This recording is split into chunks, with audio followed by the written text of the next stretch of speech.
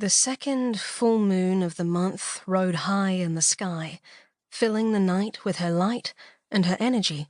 For many, a blue moon was either a symbol of good luck or bad, depending on which part of the globe they came from and what superstitions they believed in. For witches, it was a symbol of great power, a prime time in which to perform rituals of prophecy and protection. It was also a symbol of great change, and change was coming. To this reservation, and to my life.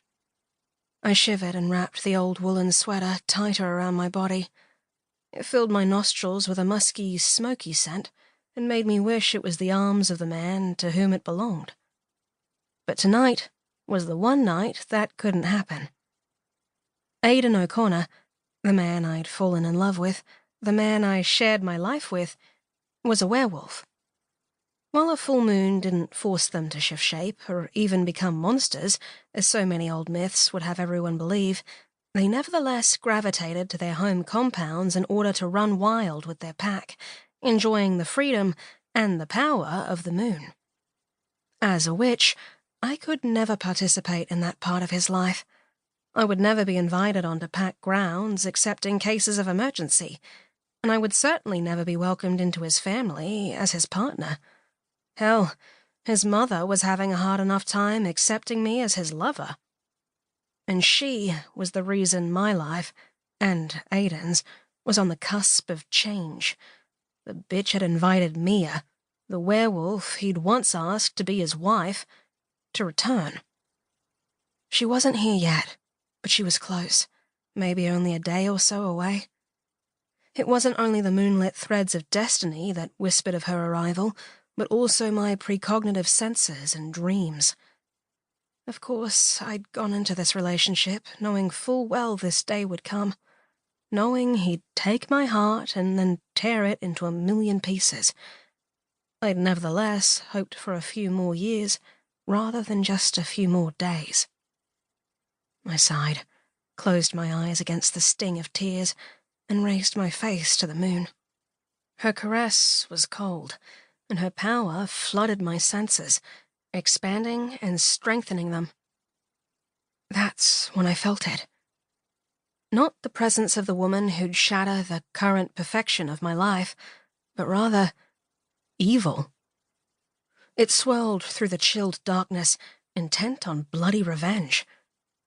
My eyes snapped open, and I scanned the inky waters of the lake directly opposite the balcony on which I stood. Moonlight glinted off the gentle waves that lapped at the shore, and the wind stirred through the trees, making the leaves whisper and moan. Neither held any sort of threat, and yet I was certain trees played a part in whatever I sensed, which wasn't overly helpful when parks, forests, and bush covered a good proportion of the Faelan Werewolf Reservation.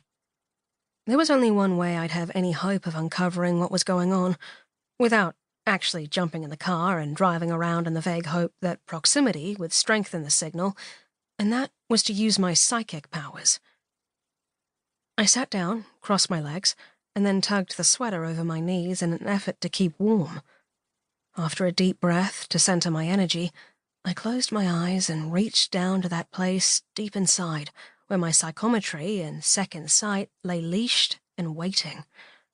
When I provided psychic tracking services for clients, I generally used either touch or something personal to locate whatever it was they'd lost, but that was no longer really necessary. Thanks to the wild magic that infused my soul, my psychic talents had started mutating, a development that should have been impossible. Wild magic was an energy that came from deep within the Earth's core, and was not something that could safely be used, as it was possible for it to be forever stained by darkness. The reason all manner of dark entities continued to flood the Faelan Reservation was the fact that, for too damn long, the Council had willfully ignored the necessity for the larger of the two wellsprings to be protected.